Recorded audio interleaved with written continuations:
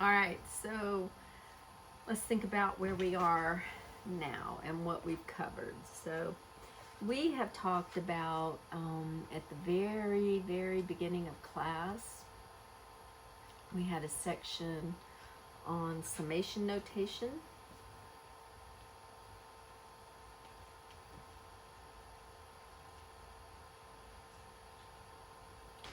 And we talked about frequency histograms, which is a frequency distribution of raw scores. And we talked about measures of central tendency and measures of dispersion.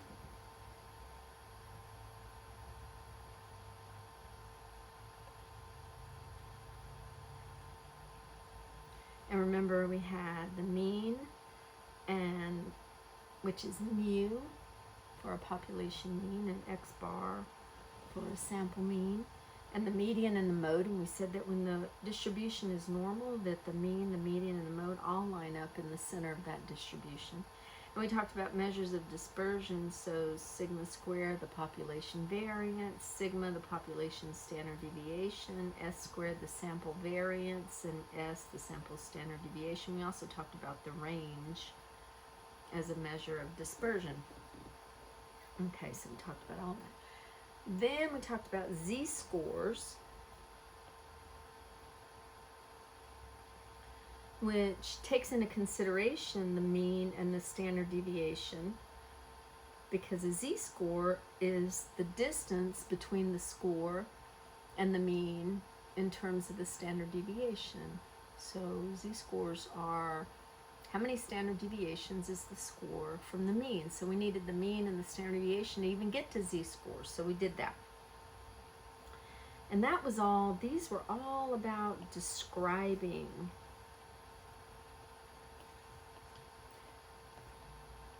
descriptive stats, describing things. So drawing a frequency distribution is a way to describe a group of scores. It gives you a picture of the group of scores, and computing the mean and the standard deviation is a way of describing the scores. It tells you where the center of the distribution is and how spread out those scores are.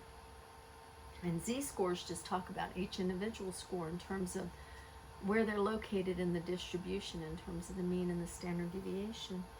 And that was all descriptive stats. Then we moved over to what's called inferential stats. And we talked about confidence intervals. Well, first we talked about a sampling distribution, specifically the sampling distribution of the mean. And we talked about how the central limit theorem helps us understand that in the sampling distribution of the mean, so if I take random samples of raw scores and compute a mean on them, and then I do it again and again, over and over, always in the same population, always with the same sample size, I have a distribution now, not of raw scores, but of means, because I'm computing the means from those raw scores over and over and over. And the central limit theorem talked about what the mean of those means should look like, and it said that, you know, if you have a distribution of raw scores over here and a distribution of means that come from those raw scores, guess what? Mu for the means is going to be equal to mu for the raw scores, just mu. It also said that the variance of the means is going to be n times less than the variance of the raw scores, and the standard deviation of the means is going to be the square root of n times less than the standard deviation of the raw scores. So we got these relationships from the central limit theorem. And that was important because in order to look at two, if we don't have two population means and we want to compare a sample mean to a population mean, we already know that because of sampling error, the sample mean is not going to look like its own mu, let alone some other mu. And so we need to know how variable these means are in a sampling distribution, all coming from one mu. how variable are these means, in order to figure out whether the distance between the mean for the other group, mu for the other group, and our sample mean is more than just random normal variation in the sampling distribution of the mean because of sampling error. So we did all that. And we learned about, after that,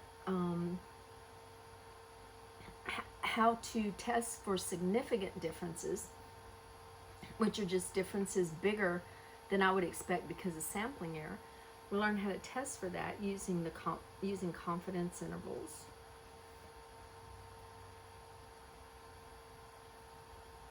With a z distribution to find the critical values, and with a t distribution to find the critical values. And the difference between these two is that for the z distribution, all the other assumptions are the same, but for the z distribution, we need to know sigma. And for when we don't have sigma, we can use the t distribution to find the critical values because we only have s and we don't have sigma. And that sampling distribution for differences between means is different. Depends on degrees of freedom, especially with small sample sizes. Okay, so we did that. We also did a z test and a t test. So we've got all that going on already. Let's see what else we've talked about. We should have just done a lesson on experimental design. So we learned about what's an IV and a DV and a confound, and the levels of the IV and the DV. And now we're ready to move into another chapter. Something we're going to have going on that's a little bit different from what we've done so far. So, with our confidence intervals and our Z and T tests, what we've always been looking at are differences between two means. So x bar minus mu over s of x bar. So there's the T test right there. X bar minus mu over s of x bar. And we call the Z and the T test in this way, we call that a range test, because we're just taking one value and subtracting it from another value. So it's the range, it's the difference between those values. This down here, so this range is our actual difference.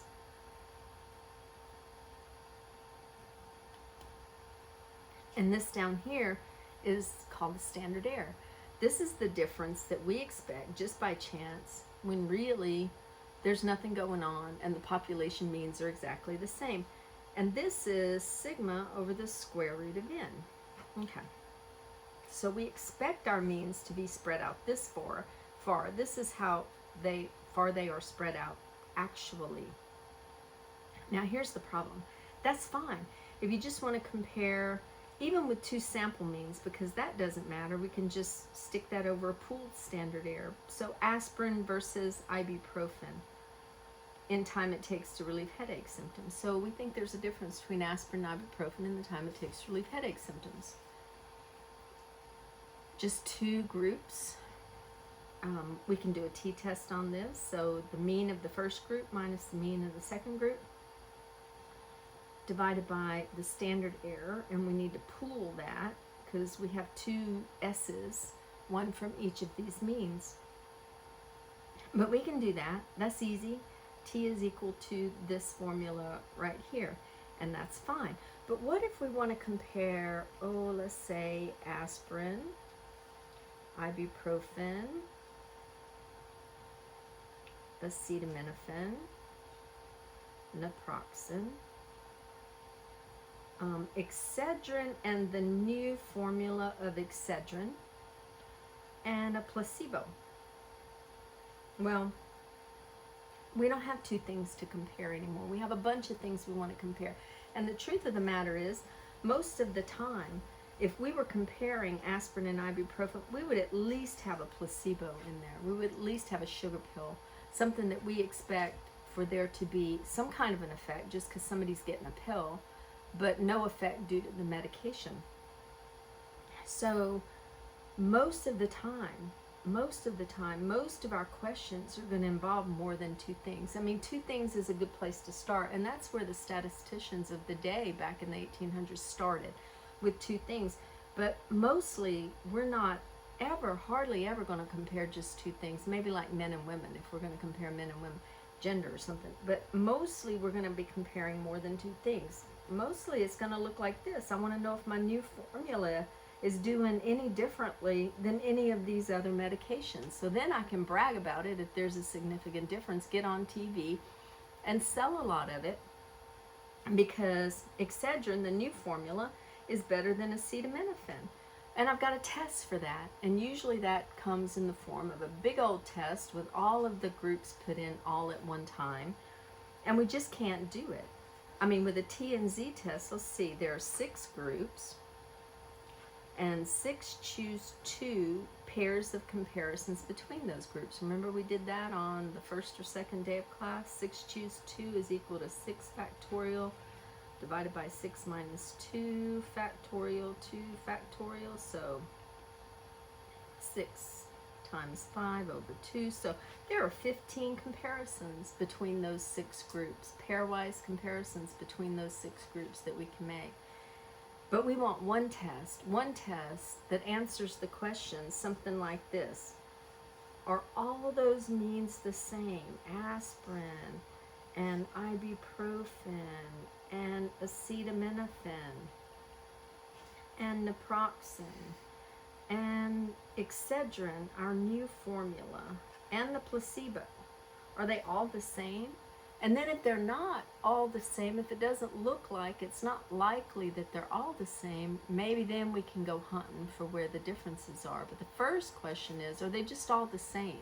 Are they all doing nothing, basically? No more than the placebo. Are they all just doing nothing more than just giving a pill? Okay. So we can't do that with T and Z because we only can compare two things with T and Z. So we need another test, basically. Here's the problem. With T and Z, we were looking at our measure of dispersion. See, here, down here, our measure of dispersion is a variance. A standard deviation, which is the square root of the variance. Up here, our measure of dispersion, what's giving us the information about actual differences is a difference. It's not a variance. It's not the measure of dispersion is a difference. Well, here, when we're comparing 6 things, we can't talk about differences. We'd have to talk about 15 differences. So we need another measure of dispersion. So let's go back over here and see. We need the top part. So the top part, the numerator, is going to talk about actual differences or actual variability between groups.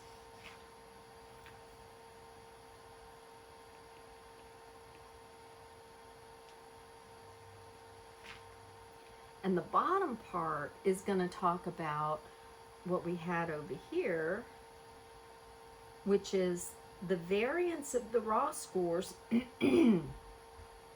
divided by the square root of n, or the standard deviation of raw scores divided by the square. Some kind of way we got to get at the standard error. So we need 2 things in every statistical test. We need an actual difference, so tell me how large the differences are or how variable those means are. Now, how variable should they be? Just because of sampling error. We need those 2 things every time.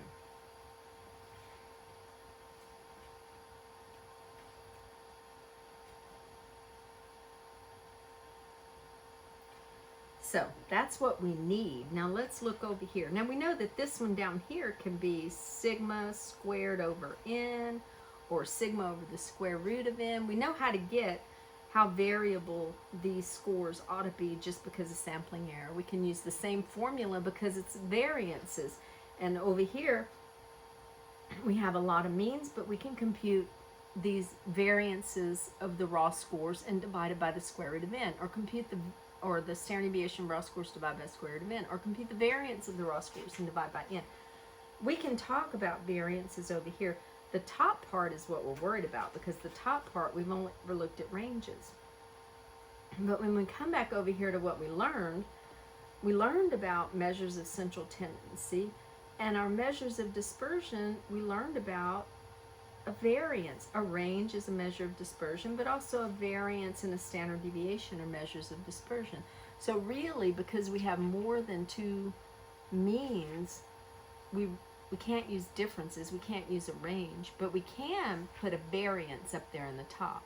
So we can put a variance up in the top and a variance down in the bottom, and then we can analyze those variances. So we can have a variance up here. This can be the variance between the means, the actual variability between the group means. And this down here can be the variability due to sampling error. And we can analyze those variances in a procedure called analysis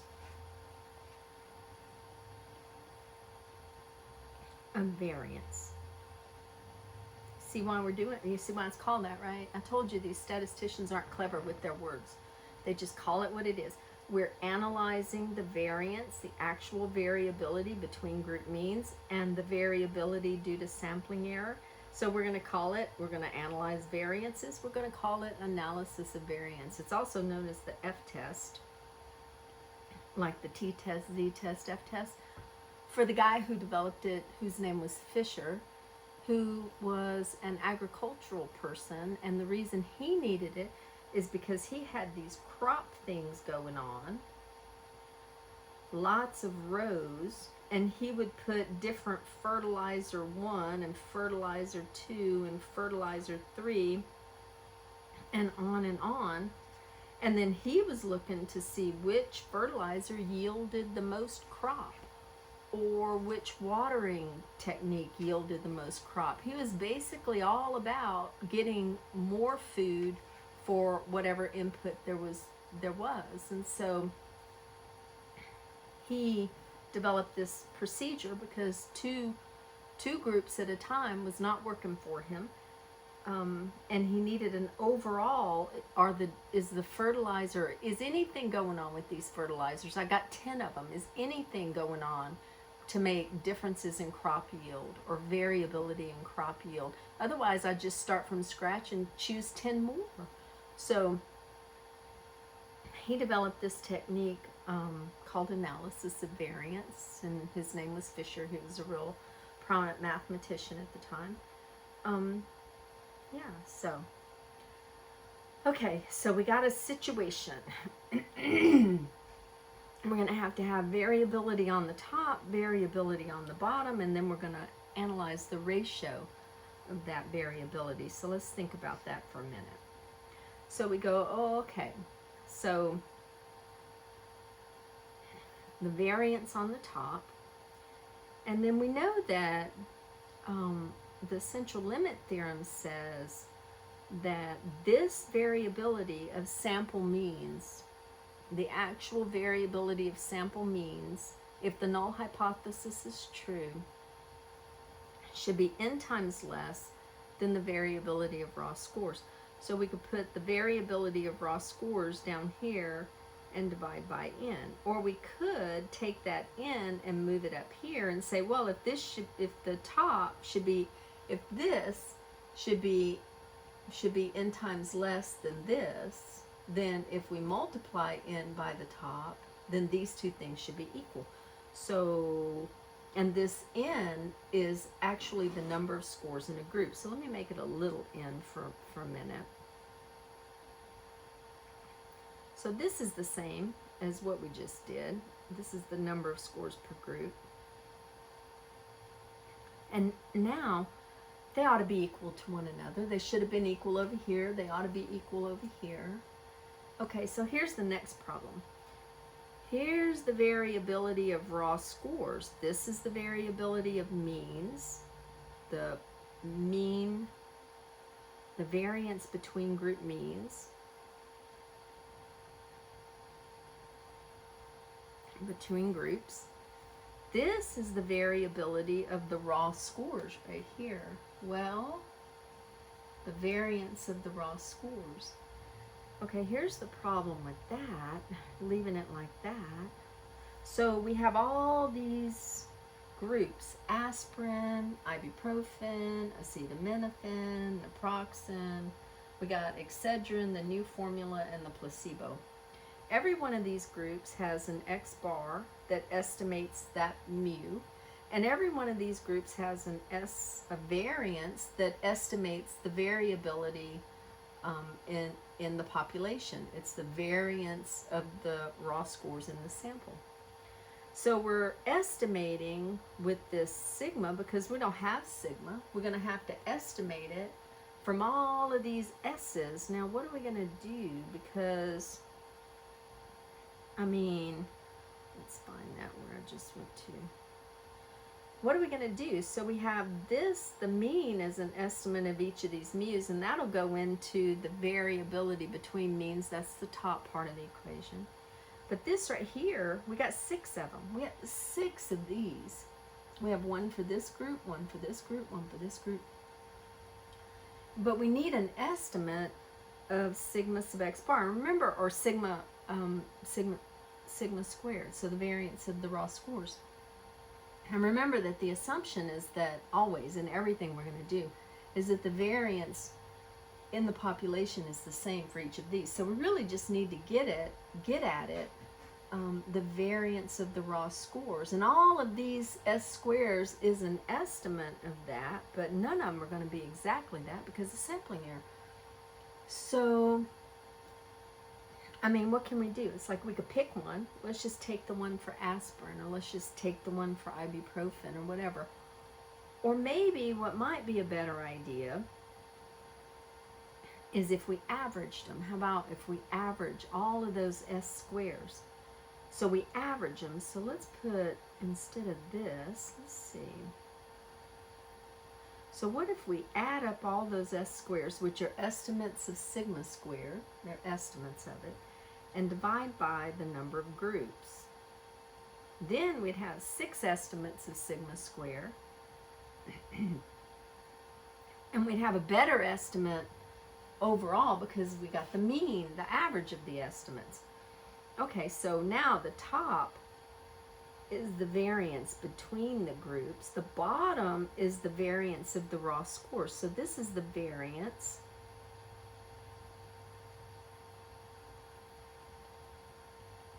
within the groups. This is how variable the groups are, the scores are within the groups. The central limit theorem says this, the variability between the group means when the null hypothesis is true, ought to be n times less than that. So we're going to multiply that by n. Then, if the null hypothesis is true, these two variances right here, these, the numerator and the denominator, should equal 1. They should equal 1. If the null hypothesis is true, this is called the F statistic, and the F statistic should equal 1 when the null hypothesis is true. Should equal 1. F should be 1. To the extent that this numerator is bigger than this denominator, so the means are more spread out than they ought to be just by chance, more than n times the size of this, the variability of raw scores, they're more than that, even more than that. To the extent that they're more than that, we need to look up F on F critical. We need to look up a critical value for F and compare whatever F we get to the critical value for F. And if our F is bigger, we're going to reject the null. If our F is smaller, we're going to fail to reject the null. Now, F has to be positive because we got a variance in the numerator and a variance in the denominator, and variances have to be positive because they're made up of sums of squares. A sum of something that's been squared. Squares are always positive. Divided by n, or degrees of freedom. So they have to be positive. Both of them have to be positive. F has to be positive. So F critical is looked up. And when you have all positive numbers, you start at 0 and you go to infinity, and you make a cut in the distribution, there's F critical right there.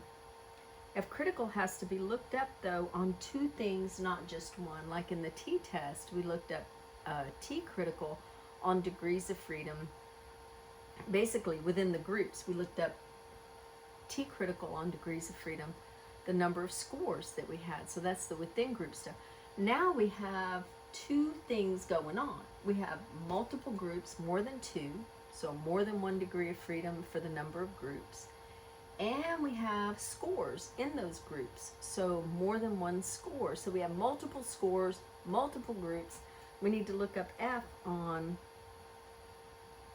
degrees of freedom between groups and degrees of freedom within groups. So the numerator degrees of freedom coming from this variance between the groups, and the denominator degrees of freedom coming from this variance within the groups. So let's see what we got. Okay, but that's not the way we're going to work F. I mean, this is what's called the heuristic formula for F, and as you can see in the heuristic formula for F, we got a variance between groups going on up here in the numerator, variance within groups going on down here in the denominator. But in order to work it with this heuristic formula, we're going to have to compute a variance within each of the groups and sum them up. And we just don't have time for that. So we've got a shorter way, a more organized way to compute this F statistic. But just remember what we're going to do. We're going to have multiple sample means, multiple groups, multiple scores within the groups, and we need to organize that in some kind of way. So, clear.